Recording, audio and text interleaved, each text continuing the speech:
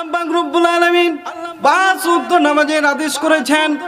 এই 5 ওয়াক্ত নামাজ আদায় করা আল্লাহ পাক রব্বুল আলামিন বলেছে যখন জিহাদের সময় আসবে জিহাদ করবা, এটাও সুম্মাস্তা কওমুর ভিতরে অন্তর্ভুক্ত।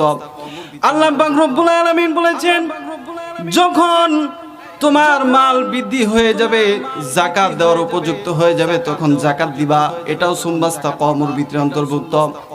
ঠিক তেমনি ভাবে যখন হজ তোমার উপর ফরজ হয়ে যাবে, এরকম হজগুলোকে আদায় করাও তোমার জন্য সুম্মাস্তাকামু, এর জন্য এইগুলোকে পালন করা। এবং আল্লাহ পাক রব্বুল আলামিন যে সমস্ত কাজের নিষেধ করেছেন, যেমন আল্লাহ তাআলা নিষেধ করেছেন সুদ খাওয়া যাবে না, ঘুষ খাওয়া যাবে না, এই সমস্ত সুদ ঘুষ থেকে আমাদেরকে বিরত থাকতে হবে। আল্লাহ পাক রব্বুল আলামিন মদ খাইতে নিষেধ করেছেন, নেশা পানি করতে নিষেধ করেছেন, এগুলো থেকে বিরত থাকতে হবে। এর জন্য আল্লাহ তাআলা বলেন যারা আমাকে প্রভু হিসেবে মেনে নিয়েছে এবং সুম্মাস্তাকামু, তার উপর অটল থেকেছে, অর্থাৎ সৎকর্ম করেছে, আল্লাহ তাআলা তাদের ব্যাপারেই বলেন তাদের কাছে ফেরেশতা অবতীর্ণ হয়ে বলতে লাগবে যে তোমাদের কোনো ভয় নাই, তোমাদের কোনো চিন্তা নাই, তোমরা জান্নাতের সুসংবাদ গ্রহণ করো। ওয়া মিনান নাসি মান ইয়াকুলু আমান্না বিল্লাহি ওয়া বিল ইয়াউমিল আখির ওয়া মা হুম বিমুমিনিন। মানুষদের মধ্যে থেকে কিছু মানুষ বলবে আমরা আল্লাহ তাআলার উপর ঈমান এনেছি এবং কিয়ামত দিবসের উপর ঈমান এনেছি, তারপরেও আল্লাহ তাআলা বলতেছেন ওয়া মা হুম বিমুমিনিন, এরা কিন্তু প্রকৃত মুমিন নয়। দেখুন, একজন মানুষ আল্লাহ তাআলার উপর বিশ্বাস করেছে এবং কিয়ামত দিবসের উপরও বিশ্বাস করেছে, অথচ আল্লাহ তাআলা বলতেছেন যে সে কি নয়, মুমিন নয়। ওয়া মা হুম বিমুমিনিন, এরা মুমিন নয়। কেন? শুধু ঈমান আনার ভিতরেই সে ক্ষান্ত ছিল। বলে আল্লাহ তাআলা যে সমস্ত আদেশ করেছেন এবং যেগুলো নিষেধ করেছেন সেগুলো থেকে সে বিরত থাকতে পারে নাই। আল্লাহ পাক রব্বুল আলামিন 5 ওয়াক্ত নামাজের আদেশ করেছেন, নামাজের কোনো খেয়াল তার ভিতরে ছিল না। আল্লাহ পাক রব্বুল আলামিন ভালো ভালো কাজ করার জন্য আদেশ করেছেন, সদকা করার জন্য আদেশ করেছেন, সে কোনোদিন সদকার ধারের কাছেও যায় নাই। আল্লাহ পাক রব্বুল আলামিন যাকাত দেওয়ার আদেশ করেছেন, সে কোনোদিন যাকাত দেয় নাই। আল্লাহ পাক রব্বুল আলামিন হজ ফরজ হলে হজ করতে বলেছেন, সে কোনোদিন হজও করে নাই। এর জন্য আল্লাহ তাআলা বলে ওরা ঈমান এনেছে ঠিকই, আল্লাহ তাআলাকে বিশ্বাস করেছে ঠিকই, কিন্তু আল্লাহ তাআলা বলেন ওয়া মা হুম বিমুমিনিন, কিন্তু তারা প্রকৃত মুমিন নয়, অর্থাৎ ঈমান আনার পর সৎকর্মগুলো করে নাই। ঠিক কি না? এর জন্য ঈমান আনার পর আমাদের সৎকর্ম করতে হবে। আল্লাযী আরসালাহু বিল হাক্কি বাশীরান ওয়া নাযীরা ওয়া দাঈয়ান ইলাল্লাহি বিইذনিহি ওয়া সিরাজাম মুনীরা। أما بعد فقد قال الله تعالى في كلامه المجيد وفي فرقانه الحميد أعوذ بالله من الشيطان الرجيم بسم الله الرحمن الرحيم إنما المؤمنون الذين إذا ذكر الله وجلت قلوبهم وإذا تليت عليهم آياته زادتهم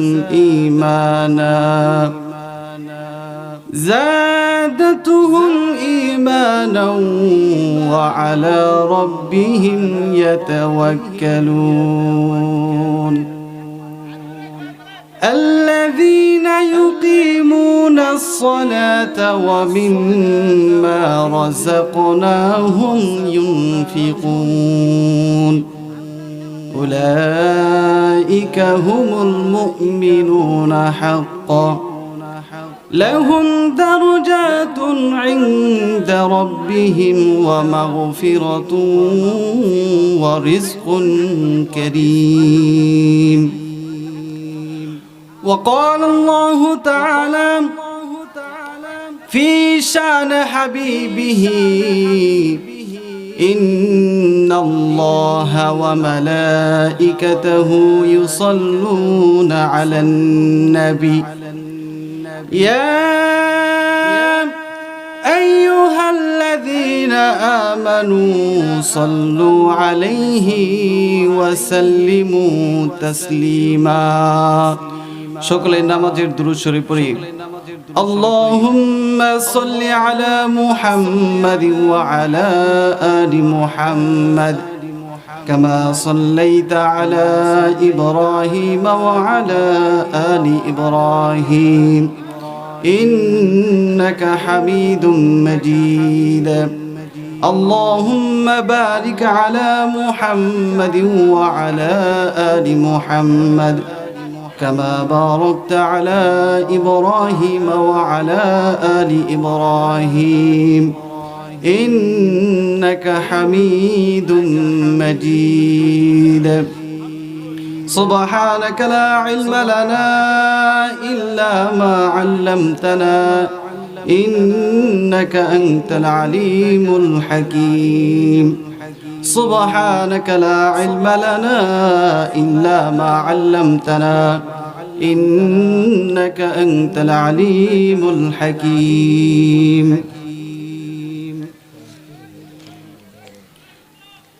মধ্য হামলা উত্তরপাড়া জামে মসজিদ ও যুব সমাজের উদ্যোগে সপ্তম বার্ষিকী ওয়াজ ও দোয়া মাহফিলের সম্মানিত সভাপতি সাহেব জনাব মোহাম্মদ জালাল উদ্দিন সাহেব, সহ সভাপতি জনাব মোহাম্মদ আবু বকর সিদ্দিক সাহেব, প্রধান অতিথি জনাব মোহাম্মদ আব্দুর রহিম সাহেব এবং সম্মানিত অতিথিবৃন্দ এবং আমন্ত্রিত ওলামায়ে কেরাম হযরত মাওলানা রফিকুল ইসলাম সিদ্দিকী জয়পুরহাট, হযরত মাওলানা ইউসুফ বিন এনাম শেরপুরি এবং দূর দূরান্ত থেকে আগত আল্লাহ পাকের জাকিরিন শাকিরিন মুহিব্বিন মুরব্বিয়ানে আযম এবং কলিজার টুকরা যুবক ভাইয়েরা, পর্দার আড়ালে পর্দানিশী সম্মানিত মা ও বোনেরা, আমরা সকলেই মহান রব্বুল আলামিনের দরবারে শুকরগুজার হচ্ছি যে মহান রব্বুল আলামিন আমাদের হায়াতগুলোকে দীর্ঘায়িত করে আজকের এই মাহফিল পর্যন্ত সুস্থ সবল রেখে দুনিয়াবী সকল কাজকে পিছনে ফেলে রেখে দ্বীনের নিসবতে কোরআনুল কারীমের মহব্বতে এই মাহফিলে অংশগ্রহণ করে কিছু কথা বলার এবং শোনার তৌফিক দান করেছেন। এর জন্য সকলেই জবান খুলে ভক্তি সহকারে দিল থেকে উচ্চ কণ্ঠে কালিমাতুশ শুকর আদায় করে নেই আলহামদুলিল্লাহ। এই যে আজকে আমরা এখানে এই মাহফিল অংশগ্রহণ করতে পেরেছি, এর কারণ হলো আমরা দিন বুঝতে এসেছি, তাই না? শরীয়তের ইলম, দ্বীনের ইলম শিক্ষা করার জন্য, দ্বীনকে বোঝার জন্য, শরীয়তকে বোঝার জন্য এখানে আসছি, ঠিক কি না? এই যে দ্বীন বোঝার জন্য আসলাম, এটা আল্লাহ তাআলা আপনাকে আমাকে মহব্বত করছেন বিদায় আমরা আসতে পেরেছি। আমাদের এরকমও তো হয়েছে অনেক দূর দূরান্ত থেকে এই মাহফিল অংশগ্রহণ করেছে, এরকম লোক আছে না? অন্য এলাকা থেকে এই এলাকায় আসছে মূলত কিসের জন্য? এই মাহফিলকে উদ্দেশ্য করে মাহফিলের ওয়াজ শুনবে, দ্বীন শিখবে, এখান থেকে শরীয়তের ইলম শিখবে, এর জন্য আসছে, ঠিক না? আবার এমনও তো হয়েছে যে এই এলাকার অধিবাসী হয়েও এখনো এই মাহফিল অংশগ্রহণ করতে পারে নাই, এরকম আছে কিনা? নাই, এরকম আছে। বলে যারা অংশগ্রহণ করতে পারে নাই, হতে পারে তারা বেহুদা কথাবার্তার ভিতরে লিপ্ত আছে, না হয়তো চাষতলে বসে বসে আড্ডা দিতেছে, গীবত শেখায়াত গায়ে গায়ে গুনাহ অর্জন করতেছে, ঠিকই না? এই মাহফিলে অংশগ্রহণ করার কিসমতে তার জুটে নাই, আসতে পারে নাই। আমরা ওই সমস্ত ভাইদের জন্য দোয়া করি, আল্লাহ তাআলা যেন তাদের সবাইকে, যারা এই এলাকাবাসী তারা যেন সবাই এই মাহফিলে অংশগ্রহণ করতে পারে, সুস্থতার সাথে যাতে এখানে এসে বসতে পারে, সকলে বলে আমিন। সম্মানিত সুধী, এই যে আল্লাহ তাআলার অনেক বড় একটা নিয়ামত, আমাদেরকে সুস্থতার সাথে মাহফিল অংশগ্রহণ করার তৌফিক দান করেছেন, ঠিক কি না? এবং আল্লাহ তাআলা অনেক বড় বড় নিয়ামতের ভিতরে আমাদেরকে ডুবাই রাখছেন। যেমন আল্লাহ পাক রব্বুল আলামিন আমাদেরকে মুসলমানের ঘরে জন্ম দিয়েছেন, এটা অনেক বড় নিয়ামত। সুবহান। বলে কেমন নিয়ামত, কেমন বড় নিয়ামত? অনেক বড় নিয়ামত। আমরা কিন্তু আল্লাহ তাআলার কাছে কোনো সময় এরকম আবেদন করি নাই, ওগো আল্লাহ আমাদেরকে তুমি মুসলমানের ঘরে জন্ম দিও, আমরা কেউ বলছিলাম? কিন্তু আল্লাহ তাআলা আপনাকে মুসলমানের ঘরে জন্ম দিছে। এই যে মুসলমানের ঘরে জন্ম দিল, এতে আমাদের কি লাভ হয়েছে? এতে আমাদের কিছু লাভ হয়েছে, তাই না? কেমন লাভ হয়েছে আসেন একটু জেনে নেই। রাসূল সাল্লাল্লাহু আলাইহি সাল্লামের আমরা শেষ উম্মত, শেষ নবীর শেষ উম্মত। তো যারা শেষ নবীর উম্মত হবে, আল্লাহ তাআলা আল্লাহ রাসূল সাল্লাল্লাহু আলাইহি সাল্লাম বলছেন যে যারা শেষ নবীর উম্মত হবে, দুনিয়াতে আমরাই তো শেষ উম্মত, শেষ নবীর শেষ উম্মত নাকি? আরো তো নবী দুনিয়াতে আগমন করেছেন, তাদেরও তো উম্মত আছে, তাই না? তো আল্লাহ রাসূল বলেন যারা শেষ নবীর উম্মত হবে তারা সর্বপ্রথম জান্নাতে প্রবেশ করবে। সুবহানাল্লাহ। যত উম্মত আছে দুনিয়াতে, যত উম্মত, হযরত আদম আলাইহিস সালাম থেকে রাসূল সাল্লাল্লাহু আলাইহি সাল্লাম পর্যন্ত যত নবী এবং উম্মত দুনিয়াতে আগমন করেছেন, তাদের যত উম্মত আছে সমস্ত উম্মতের ভিতরে শেষ নবীর উম্মতরা সর্বপ্রথম জান্নাতে প্রবেশ করবে। এটা অনেক বড় নিয়ামত না? এটা অনেক বড় নিয়ামত, অনেক বড় নিয়ামত। ওই খুঁটিহীন নীল আকাশ ভুবন বাজে তুমি কুদরতি ইশারায় রেখেছো, এই শ্যামল পৃথিবীর চিত্রখানি তুমি নিপুণ তোমার হাতে এঁকেছো। ওগো আল্লাহ শুকর তোমার, আমারে যে মুসলিম করেছো। ওগো আল্লাহ শুকর তোমার, আমারে যে মুসলিম করেছো। তুমি সাগরের বুকে দিলে কান্না, তুমি পাহাড়ের বুকে দিলে ঝর্ণা, তুমি সাগরের বুকে দিলে কান্না, তুমি পাহাড়ের বুকে দিলে ঝর্ণা। আজ নিশিরাতে রই দূর নীলিমায়, আজ নিশিরাতের ওই দূর নীলিমায় তুমি আলোর প্রদীপ খালি জ্বেলেছো। ওগো আল্লাহ শুকর তোমার, আমারে যে মুসলিম করেছো। ওগো আল্লাহ শুকর তোমার, আমারে যে মুসলিম করেছো। ঠিক কি না? আল্লাহ তাআলা আমাদেরকে মুসলমান বানাইছেন, এটা আল্লাহ তাআলার অনেক বড় একটা নিয়ামত, এর জন্য শুকরিয়া আদায় করা দরকার। আরেকবার জুড়ে বলেন না আলহামদুলিল্লাহ। আমরা যদিও এই মাহফিলে আমরা লোক সংখ্যা কম, কিন্তু এই মাহফিলের দাম কিন্তু আল্লাহ তাআলার কাছে অনেক বেশি। কেমন বেশি? দেখেন এই দুনিয়ার ভিতরে অনেক মাহফিল হইতেছে, অনেক জায়গায় জায়গায় জায়গায় জায়গায় বসে বসে দল পাকায় মাহফিলগুলো যে হচ্ছে, ওই সমস্ত মাহফিলের কোনো দাম নাই। কিন্তু আমরা যারা এখানে আসতে পেরেছি, আমাদের কেমন দাম? যে আল্লাহ তাআলা বলেন যে প্রত্যেকটা কথার বিনিময়ে আল্লাহ তাআলা সওয়াব দান করবেন। শুধু তাই নয়, আমরা যেমন দুনিয়ার থেকে ওই আকাশের দিকে যখন তাকাই, তখন দেখতে পারি কত সুন্দর সুন্দর নক্ষত্রগুলা, তারাগুলা দেখতে পারি না ঝলমল করতেছে। এই দিনের মাহফিল যেগুলোতে হয়, যে সমস্ত জায়গায় দিনের মাহফিলগুলো হয়, ওই সমস্ত জায়গাগুলোতেও বলে এরকম দুনিয়া থেকে এরকম ঝলমল করতে থাকে, ঝলমল করতে থাকে, আর আকাশ থেকে এরকম তারকার মতো ঝলমল করতে থাকে। এর জন্য এই মাহফিলগুলোর পিছনে আল্লাহ তাআলার একটা শপথ আছে। মানুষ যদি এই মাহফিলগুলোতে অংশগ্রহণ করে তাদের প্রত্যেক কথার বিনিময়ে তো সওয়াব হবেই, এবং কি তাদের সমস্ত গুনাহগুলো আল্লাহ তাআলা মাফ করে দিবেন। এর জন্য এই মাহফিলের অনেক দাম। তো যারা এখনো মাহফিলে অংশগ্রহণ করতে পারে নাই তাদের জন্য আবারও দোয়া করি, আল্লাহ তাআলা যেন তাদেরকে এই মাহফিলে আসার জন্য সুযোগ করে দেয়। সকলে বলে আমিন। সম্মানিত সুধী, আলোচনা দীর্ঘায়িত করব না। আমি আপনাদের সম্মুখে কোরআনুল কারীমের 9 নম্বর পারার সূরা আনফালের 2 নম্বর আয়াত থেকে 4 নম্বর আয়াত পর্যন্ত তেলাওয়াত করেছি। এই আয়াতগুলোর ভিতরে আল্লাহ পাক রব্বুল আলামিন মুমিনের গুণ সম্পর্কে আলোচনা করছেন। মুমিনের গুণ, একজন মানুষ যে মুমিন তার কয়টা গুণ হতে পারে? একজন মানুষ যে মুমিন সে কিভাবে বুঝবে যে আমি মুমিন? এই আয়াতগুলোতে আল্লাহ পাক রব্বুল আলামিন সেই কথাটাই তুলে ধরেছেন।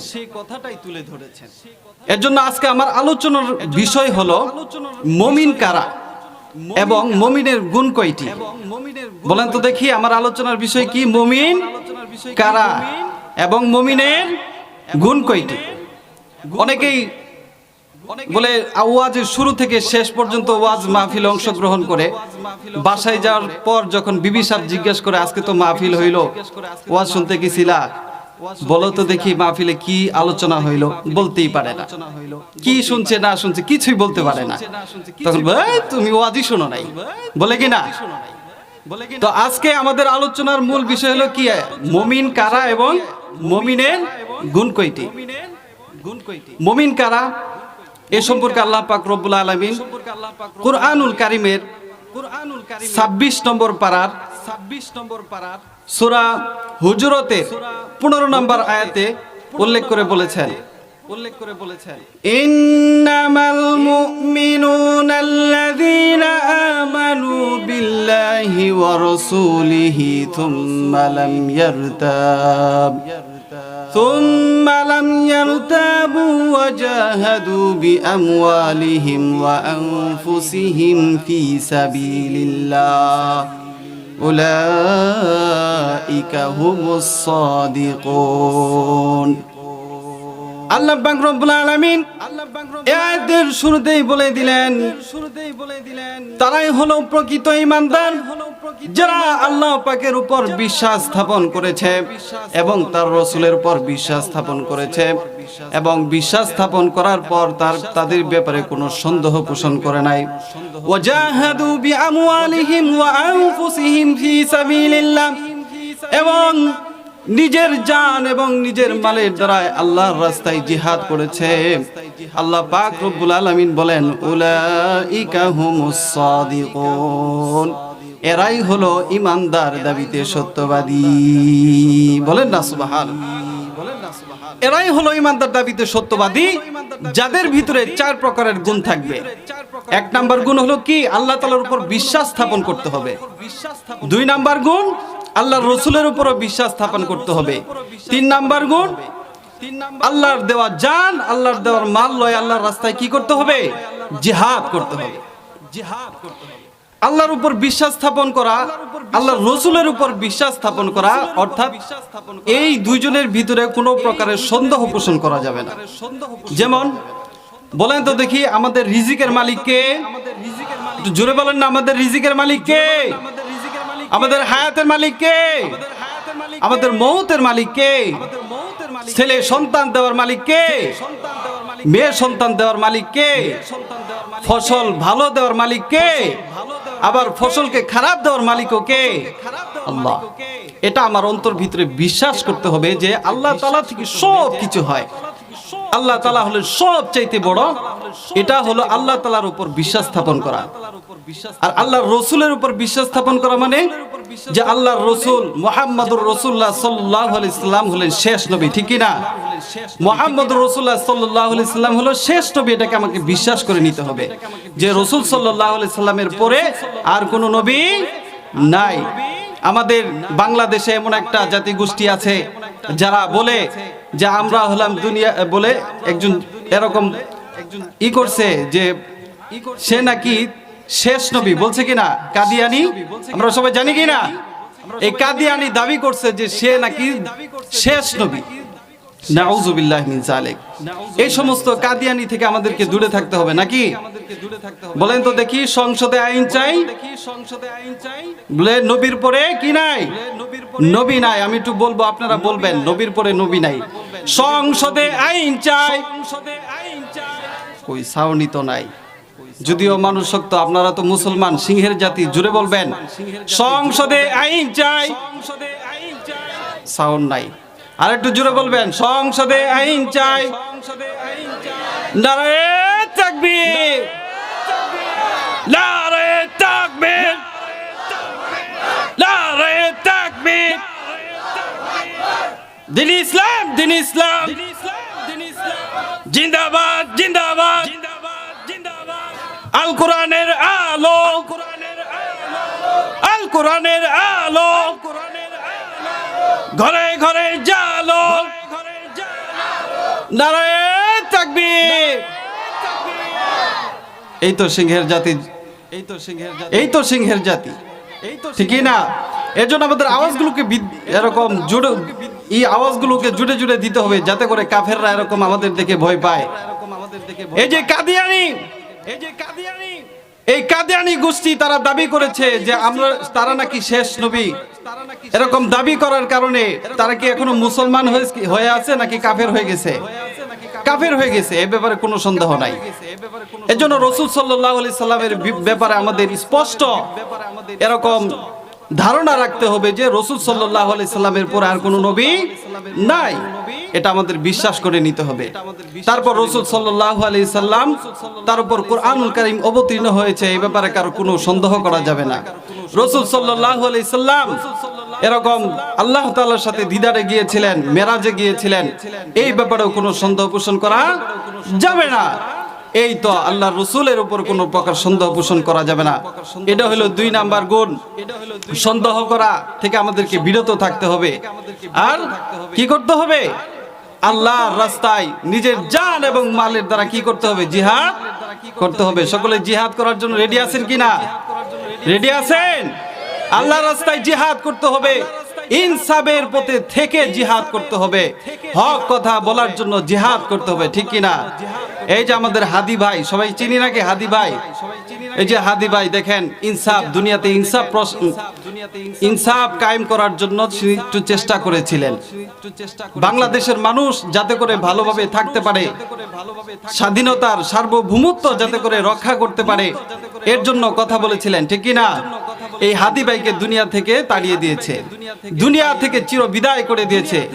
আমরা তো বলি ভাই, যারা এই হাদি ভাইকে দুনিয়া থেকে চির বিদায় করে দিয়েছে, যারা ইসলামের শত্রুমাই করে, যারা ইসলামকে নিয়ে সিনেমিনি খেলে, তাদেরকে স্পষ্ট বলে দিতে চাই, তোমরা যদি এরকম হাজার হাজার হাদিকেও এরকম দুনিয়া থেকে চির বিদায় করে দাও, তারপরে ইসলামের বাতি দুনিয়া থেকে চির বিদায় করতে পারবে না, ঠিক কিনা? এর জন্য আমাদেরকে সতর্ক থাকতে হবে। আমাদের যুবক ভাইদেরকে এরকম হাদি ভাইয়ের মতো হতে হবে। ইনসাফ দুনিয়াতে এরকম পালন করার জন্য চেষ্টা করতে হবে, যাতে করে সবার ভিতরে ইনসাফ আসে, সবাই যেন ভালো মানুষ হয়ে যায়। এরকম দুর্নীতি করার মানুষ যাতে দুনিয়াতে না থাকে, চেষ্টা আমাদের করতে হবে। তাহলে আমাদেরকে জিহাদ করতে হবে। আল্লাহ তাআলা বলেন, এই গুণগুলা যাদের ভিতরে থাকবে, আল্লাহ তাআলা বলেন উলাইকা হুমুল মুমিনুনা হাক্কান, এরাই হলো প্রকৃত ঈমানদার। আল্লাহ পাক রব্বুল আলামিন কুরআনুল কারীমের 24 নম্বর পারার সূরা হামিম সেজদার 30 নম্বর আয়াতে উল্লেখ করেন, ইন্নাল্লাযীনা ক্বালু রাব্বুনাল্লাহু থুম্মা ইসতাকামু তাতানাজ্জালু আলাইহিমুল মালাঈকাতু আল্লা তাখাফু ওয়া লা তাহজানু ওয়া আবশিরু বিল জান্নাতিল্লাতী কুনতুম তুআদুন।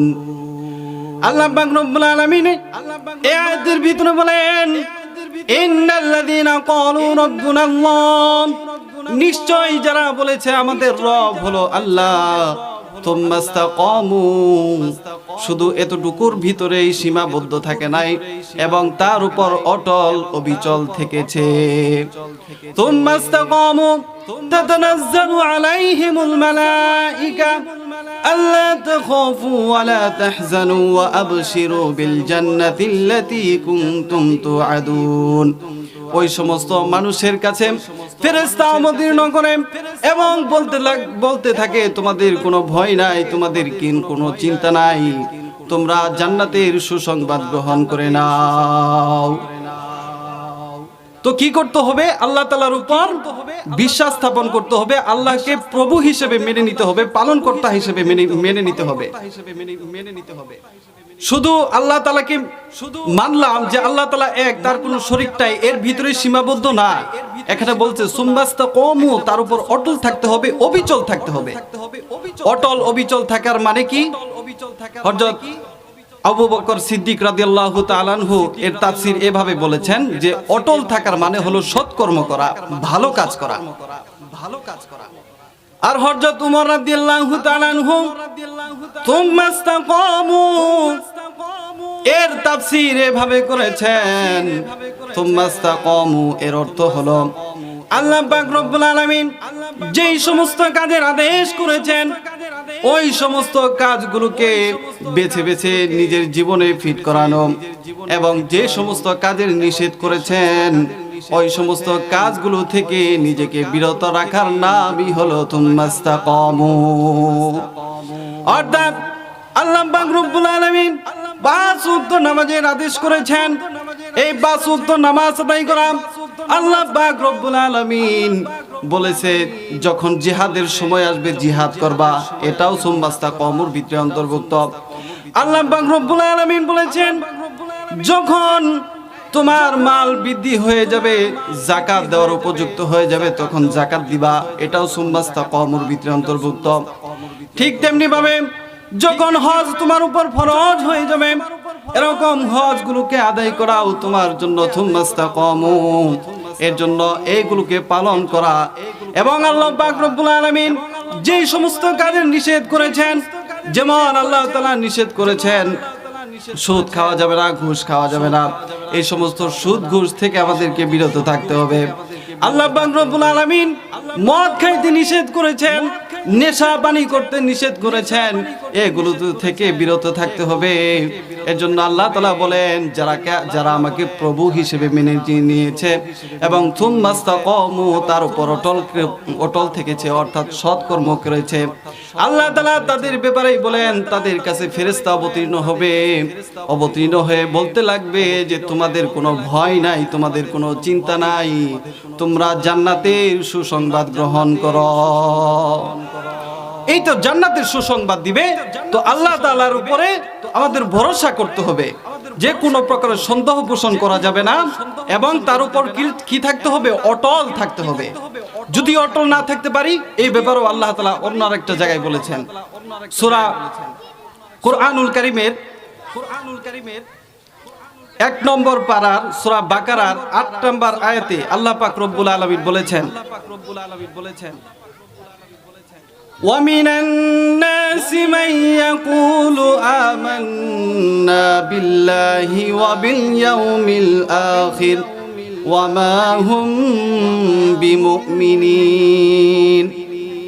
মানুষদের মধ্যে থেকে কিছু মানুষ বলবে আমরা আল্লাহ তাআলার উপর ঈমান এনেছি এবং কিয়ামত দিবসের উপরে ঈমান এনেছি, তারপরেও আল্লাহ তাআলা বলতেছেন ওয়ামা হুম বিমুমিনিন, এরা কিন্তু প্রকৃত মুমিন নয়।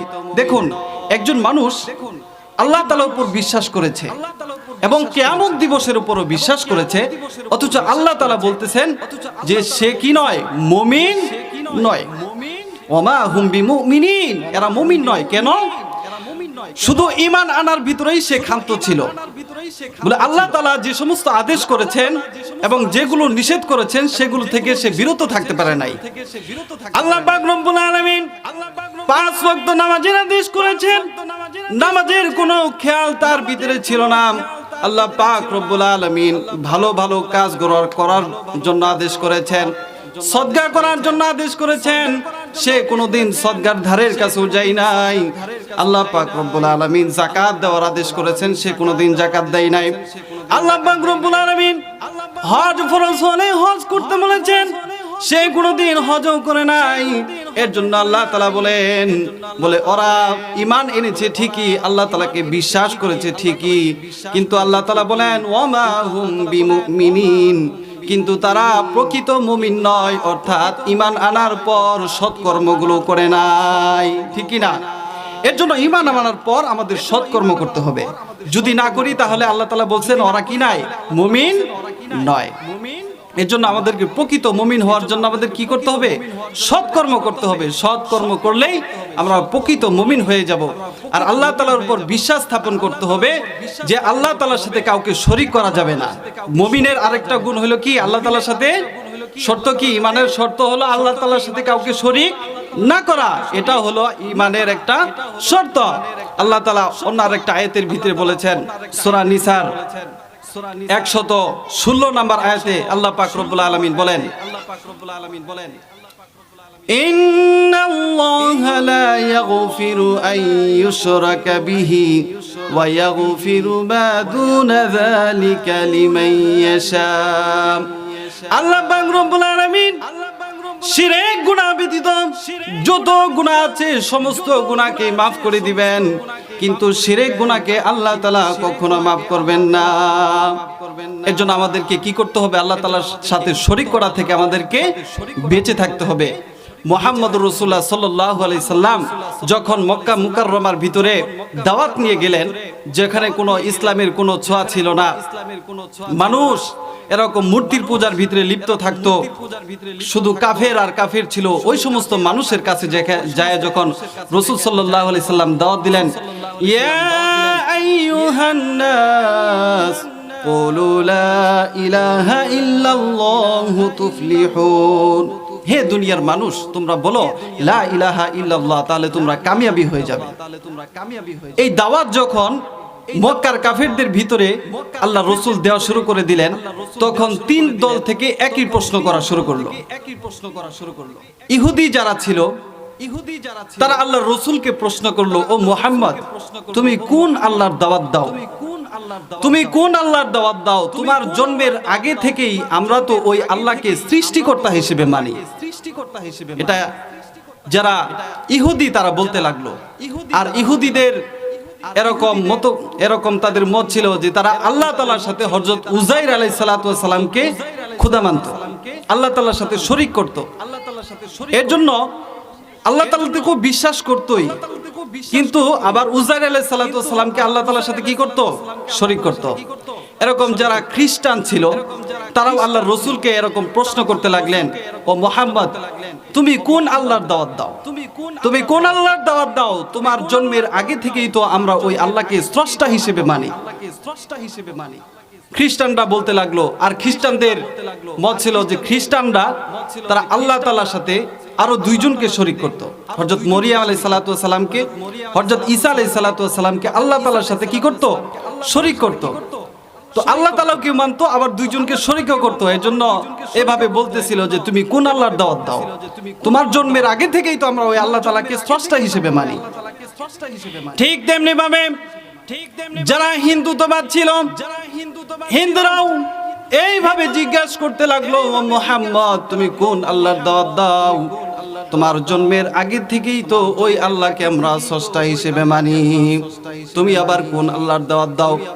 হিন্দুরা এমন একটা জাতি যারা আল্লাহ তাআলার সাথে আরো 360টা মূর্তিকে শরীক করে। এর জন্য আল্লাহ তাআলাকে তারা মানে স্রষ্টা হিসেবে মানে। এর জন্য তারাও বলতে লাগলো, তুমি কোন আল্লাহর দাওয়াত দাও? তোমার জন্মের আগে থেকেই তো আমি ওই আল্লাহকে স্রষ্টা হিসেবে মানি। এই ব্যাপারে আল্লাহ তাআলা কুরআনুল কারীমের ভিতরে বলে গিয়েছেন, وقال الذين كفروا لا تسمعون لهذا القرآن والغوا فيه لعلكم تغلبون। আর আরেকটা আয়াতে আল্লাহ তাআলা বলছেন, ওয়ালা ইন সাআলতাহুম মান খালাকাস সামাওয়াতি ওয়াল আরদ লায়াকুলুন্না আল্লাহ ওয়ালা ইন সাআলতাহুম মান খালাকাস সামাওয়াতি ওয়াল আরদ। কাফেরকে যদি জিজ্ঞেস করা হয়, যারা কাফের তাদেরকে যদি জিজ্ঞেস করা হয়, বলো তো দেখি এই আসমান জমিন কে সৃষ্টি করেছে, তারা বলবে যে আল্লাহ তাআলা সৃষ্টি করেছে। এটা তার বিশ্বাস আছে। তাহলে বলুন তো দেখি, একজন মুসলমান সেও আল্লাহ তাআলাকে বিশ্বাস করে কিন্তু 5 ওয়াক্ত নামাজ পড়ে না, আর একজন কাফের তারাও আল্লাহ তাআলাকে বিশ্বাস করলো কিন্তু নামাজ পড়ে না। তাহলে একজন মুসলমান আর কাফেরের ভিতরে পার্থক্যটা কি থাকলো বলেন? একজন মুসলমান আর একজন অমুসলিম কাফের, তার ভিতরে পার্থক্যই থাকবে নামাজ। মুসলমানরা নামাজ পড়বে, কাফেররা নামাজ পড়বে না।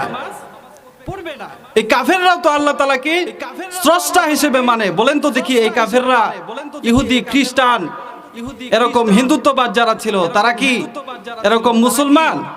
তারা কি ঈমানদার? বলেন না, তারা ঈমান কেন? তাদের ভিতরে আল্লাহ তাআলার সাথে তারা আরো অন্যজনকে শরীক করেছে।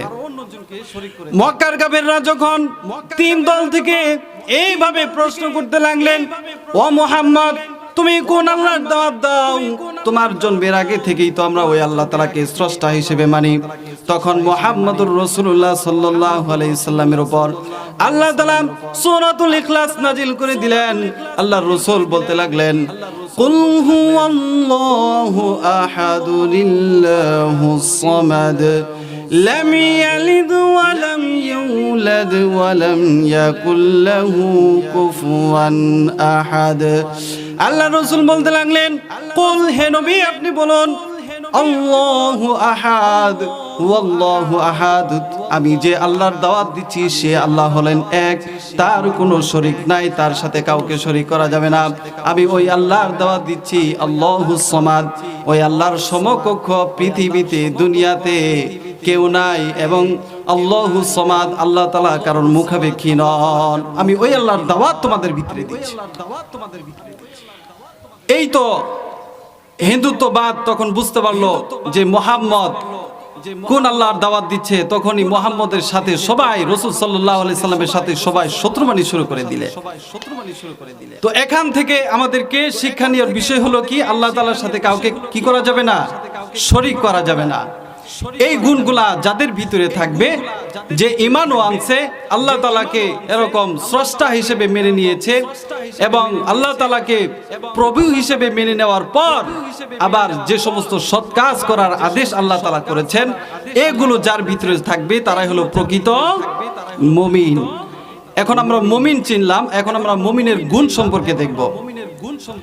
আল্লাহ পাক রব্বুল আলামিন বলেন, ইন্নামাল মুমিনুনাল্লাযীনা ইযা যুকিরাল্লাহু ওয়াজিলাত কুলুবুহুম ওয়া ইযা তুলিয়াত আলাইহিম আয়াতুহু যাদাতুহুম ঈমানা।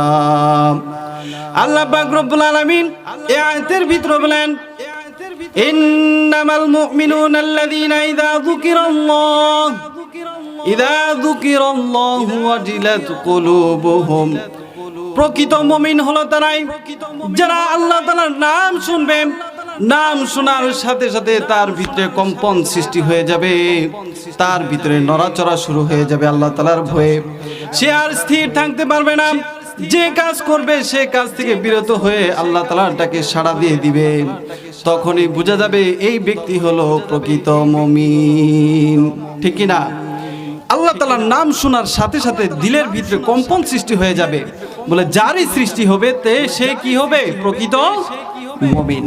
আল্লাহ তাআলার নাম শোনার সাথে সাথে এরকম নড়াচড়া শুরু হয়ে যাবে। মুমিন যখন আল্লাহ তাআলার নাম তাকে স্মরণ করাই দেওয়া হবে, যখন আল্লাহ তাআলার নাম সে শুনবে, সে আর ঠিক থাকতে পারবে না। হযরত আব্দুল্লাহ ইবনে মুবারক অনেক বড় একজন তাবেঈ ছিলেন। হযরত আব্দুল্লাহ ইবনে মুবারক অনেক বড় একজন তাবেঈ, অনেক বড় একজন মুহাদ্দিস। এই হযরত আব্দুল্লাহ ইবনে মুবারক তিনি দুনিয়া থেকে চলে গেলেন, মৃত্যুবরণ করলেন।